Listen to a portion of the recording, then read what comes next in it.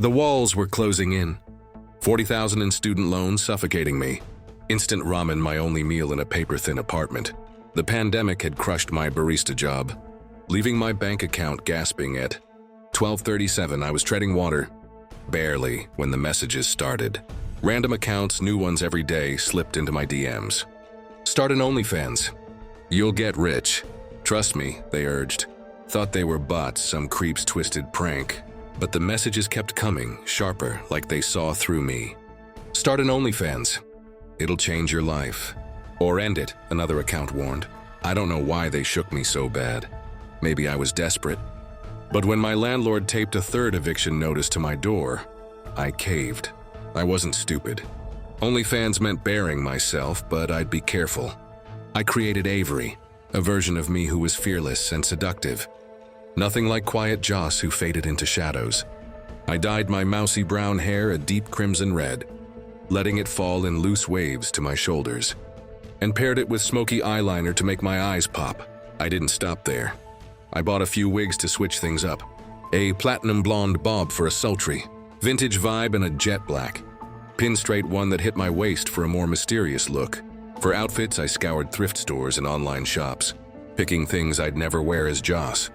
A sheer black lace bodysuit that hugged my curves, a red satin slip dress with a plunging neckline, and a fishnet top with tiny silver studs that caught the light. I used clever angles and dim lighting to keep my face secret, focusing on my body, the way the fabric clung to my skin, or how my hair spilled over my shoulders. My first post, a shadowy shot of me in the red satin dress, kneeling on my bed with the blonde wig, got 50 subscribers overnight. By the week's end, I had 200 and the tips were unreal.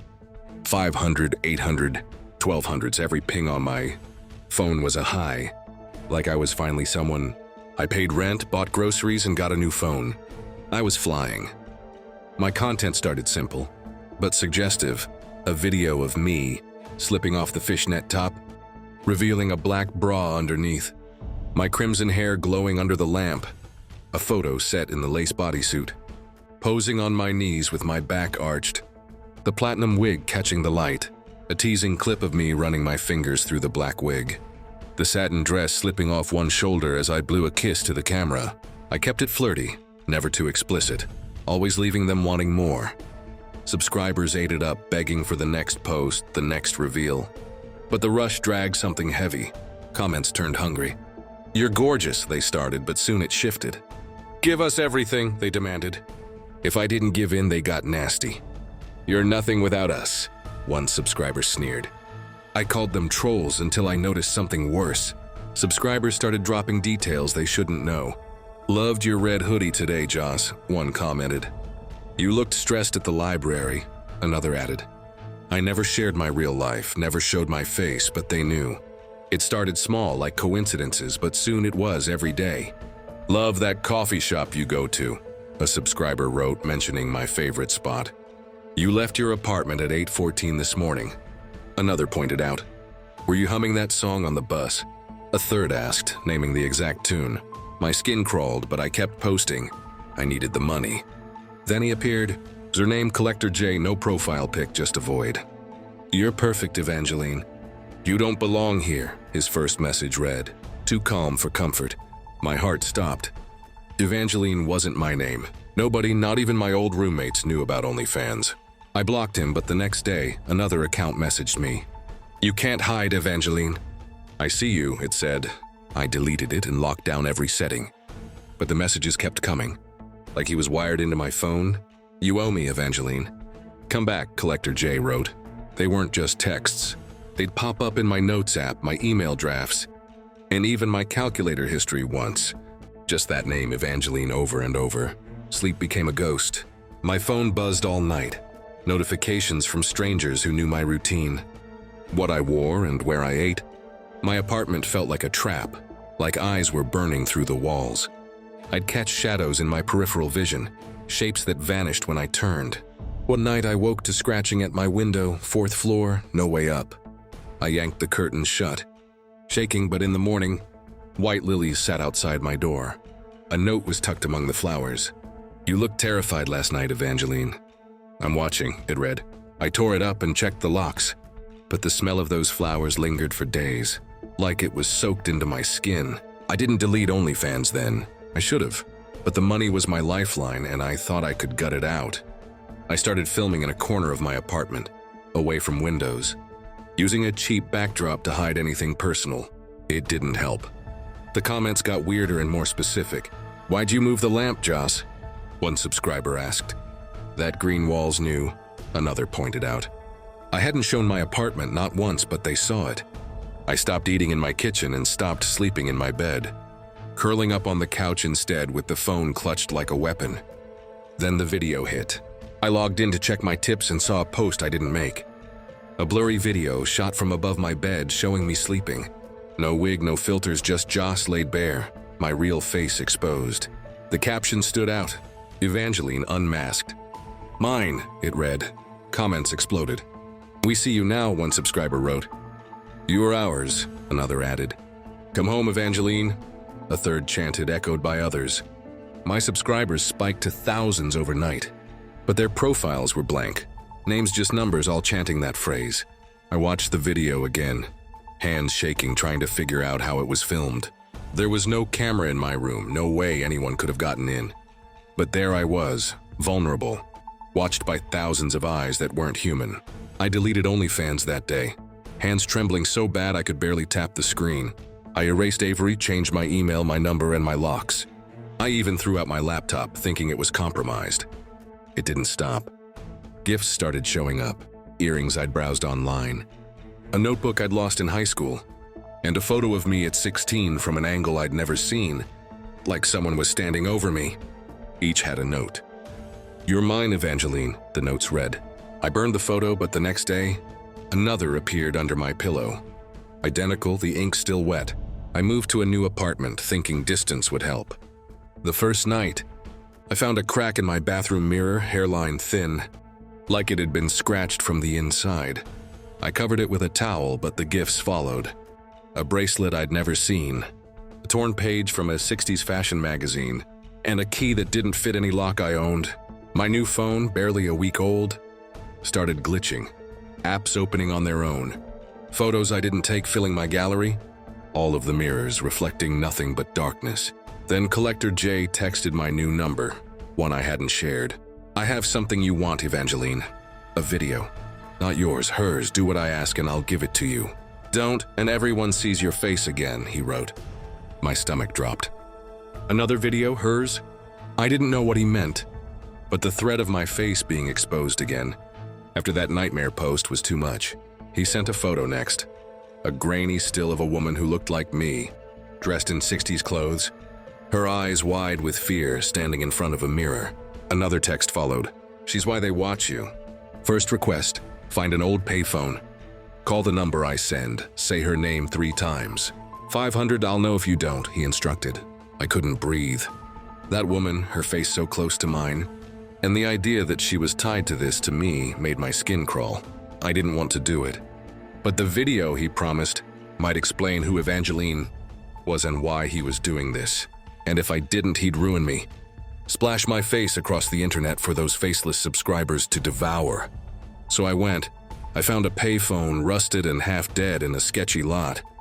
The number connected to static, then a faint hum like someone breathing. "Evangeline," I whispered, my voice breaking as I said her name 3 times, then hung up. My phone buzzed, $500 in my account, and a text followed. "Good, she heard you," Collector J wrote. The requests kept coming, each one weirder, each one tightening the knot in my chest. He texted again. "Find a woman's scarf from the 60s in a thrift store. Wear it for a day. 700, I'll know if it's not hers," he demanded. I rummaged through musty shelves, found a silk scarf with faded flowers and wore it. It reeked of old perfume, and all day I felt watched, like the fabric was choking me. When I took it off, my neck had faint red marks like fingerprints. Tried to throw it out, but it was back in my closet the next morning, neatly folded. The payment came with another message. "She liked it, Evangeline," he wrote. Another request followed. "Take a Polaroid of yourself. Leave it under a streetlight at midnight. $900. Don't look back when you walk away," he instructed. I used a beat-up camera from a pawn shop, snapped the photo, and left it where he said. Footsteps echoed behind me, too close, but I didn't look. The next morning, the Polaroid was outside my door, my face scratched out, replaced with hers, eyes hollow. I locked it in a drawer, but that night, I heard scratching inside like nails on wood. The payment came with another message. "She's closer now, Evangeline," he wrote. He asked me to record a voice memo. Just me reading a poem he sent. Something about mirrors and lost names, and upload it to a dead website. Thousands, I did it. My voice shaking as I read the words, feeling like they weren't mine. The site was gone the next day, but my phone started playing the memo at random. Even when powered off, her voice mixing with mine, saying Evangeline at the end. The money hit with another message. "She's speaking through you, Evangeline," he wrote. The last request was the worst. Stand in front of a mirror, hold a candle, stare at your reflection for 10 minutes. 1200s, don't blink too much, he demanded. I did it, hands shaking as the flame danced. My reflection started to shift, my eyes turning older, emptier. She smiled, a woman who wasn't me, her lips moving silently, forming my name, Jocelyn. I dropped the candle, and the room went dark, but her face stayed, glowing in the glass. The money hit with a final message. "She sees you, Evangeline," he wrote. Every request made her stronger. I started seeing her everywhere. Mirrors, windows, my phone screen, even a spoon. A woman who looked like me but wasn't. Her eyes were wrong. Too old, too empty, like she'd seen something awful. I'd blink and she'd vanish, but each time I felt less like me. My dreams were hell. I'd wake up choking, trapped in a house I'd never seen. Her voice calling me Evangeline. Hands dragging me into darkness. Sometimes I'd wake with bruises, faint marks on my arms, like someone had held me too tight. I tried to fight back. I stopped looking at reflective surfaces, taped paper over every mirror, and kept my phone face down. It didn't matter. My reflection found me in puddles, in other people's glasses, and in the shine of a doorknob. Once I caught her in the window of a passing car. Not just standing, but walking, matching my steps. Her head tilted like she was studying me. I ran home and locked the door, but my keys were gone the next day, replaced with that same strange key from the gifts, cold to the touch. Last week, I found a Polaroid in my mailbox. A woman who could have been my twin, same jaw, same hair, dressed in clothes from the 60s. On the back, in faded ink, it read, Evangeline. 1963. My phone buzzed with a text from Collector J. She was sold too, Evangeline. Betrayed by her pictures. One last request. Check your closet, he wrote. I didn't want to, but my legs moved like they weren't mine. I opened the closet and there was a mirror I'd never seen. Full length, edges cracked. My reflection wasn't me. It was her, Evangeline, smiling, her eyes boring into mine. She raised a hand, pressed it against the glass, and whispered my name. Jocelyn, like she owned me. The air turned thick, and I swear I smelled those lilies again, sharp and wrong. I stumbled back, but the mirror kept showing her, even when I turned away. I smashed it and broke it into 100 pieces, but every shard still showed her face. My phone buzzed with a video from an unknown number. It was me smashing the mirror, but from an angle inside the closet, like someone was right behind me. The text followed. You're hers now, Evangeline, it said. He never sent the video he promised, the one of her. I don't know who Collector J is or why he's doing this. I don't know why my eyes are starting to look like hers, or why my hands shake when I catch my reflection. I found out Evangeline was real. A woman from the 60s who vanished after posing for private photos. Her life chewed up by men who thought they owned her. The requests, the money, they were traps tying me to her, like I'm reliving her betrayal through OnlyFans. I've moved again, but the gifts keep coming. The mirrors keep cracking, and last night, I found that scarf draped over my chair. The red marks back on my neck. I'm posting this from a library computer because my phone's not safe. My apartment's not safe, and I'm not safe. Has anyone heard of Evangeline from 1963? Should I go back and start following his requests again, or is it a trap? Could that key I keep finding mean something? If you've seen anything like this, mirrors acting wrong or names that won't leave you alone, please tell me what you did. I need to know what I'm becoming before she takes me completely. I'm not just me now. She's taking over, and I'm terrified she's already won. I thought I was done running. The mirror? Shattered into jagged teeth that glinted under the moonlight. The gown, sealed in a box I swore I'd never touch again. Its white lace stained with something I couldn't name. Collector J had gone silent, his cryptic messages vanishing like breath on a cold window. I told myself it was over. I even believed it for a fleeting, fragile minute. Then the video came. It arrived in my inbox at 3:33 a.m. No sender, no subject. The footage was grainy, shot from inside my closet, the one I hadn't opened in months. Its door warped and swollen as if it held something alive. The camera angle was impossible. Perched high in a corner where no human could stand, it showed me destroying that mirror. Frame by frame, it captured every ragged breath, every twitch in my jaw, every bead of sweat that slid down my temple like a tear. I looked hunted, possessed, my eyes wide and glassy, reflecting something that wasn't there. Worse, I looked like her. The message beneath the video was scrawled in a font that flickered like it was written in candlelight. You only broke the glass, not the story. The words sank into my chest like a blade. My apartment felt too small, the air too thick, as if the walls were exhaling. I checked the locks, the windows, the closet door. Nothing was out of place, but the shadows seemed to lean closer. Their edges sharper, like they were listening. So be it. If they wanted an ending, I'd give them one. But it wouldn't be hers. It would be mine. I went deeper than the web, past the surface of search engines and into the digital abyss. I clawed through forgotten caches, redacted studio logs, abandoned metadata folders, and rotting film review forums where usernames glowed like gravestones. These were places you didn't find by chance. You were pulled. The deeper I went, the colder my apartment grew, the lights flickering as if the electricity was bleeding out. That's where I found her, Evangeline. Romanova, starlet missing since 1963. Last seen in a cursed, incomplete film called Reflections of the Forgotten. Her story wasn't just buried, it was entombed. Newspaper clippings described her as radiant, untouchable until she vanished mid-production. The film was never released. Crew members whispered of accidents, of mirrors cracking unprovoked, of Evangeline's voice echoing in empty sound stages, long after she'd left for the night. Some said she didn't fade, she was silenced. Others said she never left the set at all. Then Collector J returned. His message appeared on my screen without a notification. The text pulsing like a heartbeat. You're not her, but you're the only one left who can finish what she started. I typed back, my fingers trembling. Then stop calling me Evangeline. His reply came instantly, as if he'd been waiting inside my screen. Because you said yes when everyone else said no. Because Evangeline isn't a name, it's a role. And you're already playing it. Rage burned through my fear. They weren't just taunting me. They were grooming me, sculpting me into a replacement. Not for Evangeline the woman, but for the myth, a ghost they could crown in her place. I slammed my laptop shut, but the room didn't feel empty. The air buzzed like static crawling across my skin.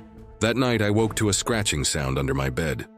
Not loud, but deliberate, like nails carving wood. I didn't want to look, but my body moved anyway, drawn by a compulsion I couldn't name. My flashlight trembled in my hand as I peered beneath the frame. There, half hidden in the dust, was a film reel in a metal canister, its surface scratched with the initials ER, 1963. It reeked of mildew and something sweeter, like decaying flowers. The canister was warm, as if it had been held moments before. It hadn't been there yesterday. I touched it, and the static in the air surged, prickling my scalp. The reel hummed, not with sound but with intent, like a voice trapped in its celluloid veins, whispering just below my hearing. I wanted to burn it, to throw it into the street, but my hands wouldn't let go. I borrowed a projector from a pawn shop, its owner eyeing me like he knew what I was carrying. Back home, I set it up in my living room. The windows blacked out with taped garbage bags. The reel clicked into place, and the projector whirred to life, casting a sickly yellow light across the wall. The film flickered like it was fighting to stay alive, each frame stuttering as if the story itself was in pain. There she was, Evangeline, pale as bone, unblinking, her eyes like wells you could fall into and never climb out. She wore the white lace gown, its fabric clinging to her like a second skin, stained with faint rust-colored smears. She stood before a mirror, her lips moving silently, forming words I couldn't hear but felt in my chest, heavy and sharp like a curse being woven. The set around her was wrong, too dim, too vast. The shadows pooling in corners like spilled ink. Then I saw the reflection. It wasn't Evangeline, it was me. Not a trick of light, not a glitch. My face, my movements, my trembling hands, mirrored perfectly in that impossible glass. But my reflection's eyes were wrong, too dark, too knowing, like they saw me watching. The reel cut to black, and my apartment plunged into silence so deep it felt like drowning. The projector stopped, but the bulb kept glowing, casting a single beam that pulsed like a dying star. Then a buzz. My phone lit up on the table, skittering an inch across the wood. Text from an unknown number. The final scene is yours now. I didn't sleep. The air in my apartment grew heavier, the shadows thicker, as if the film had left something behind. At dawn, a knock came soft, deliberate like a heartbeat against my door. I opened it to find a package unmarked, its edges damp with something that smelled of lilies and mold. Inside was the gown, the same white lace, its fabric impossibly soft yet heavy, like it carried the weight of a body. It was pristine, but the stains were there, faint and red, blooming like wounds under the light. I didn't hesitate. I slipped it on. The fabric clung to me, cold and alive, tightening with every breath. My reflection in the cracked mirror shifted, the shards knitting together in a way that defied physics, forming a jagged mosaic of my face. But I wasn't scared. I wasn't spiraling. I wasn't a scream waiting to happen. I was grounded, observant, and ready. The gown didn't own me. I owned it. The mirror waited, its surface humming with a low, guttural sound like a throat trying to speak. I stood before it, and there she was, not Evangeline exactly. Not me either, but something in between. An echo caught in a loop it couldn't escape. Her face was mine, but older, hollowed. Her eyes like pits that swallowed light. Her smile was a wound, slow and deliberate, peeling back to show too many teeth. "You can leave," she whispered, her voice slithering through the glass, wrapping around my spine. "But one of us has to stay." The air turned sour, thick with the scent of lilies and something metallic. The walls creaked, as if the apartment itself was bending toward the mirror. I didn't flinch. "You've been waiting decades for someone weak," I said, my voice steady, cutting through the hum. "You misjudged me." She tilted her head, just like I do when I'm amused. It was a tell, and I read her. Her smile faltered, and the mirror rippled, its surface buckling like water. "You think this is a ritual," I said, stepping closer, my breath fogging the glass. "A passing of the crown.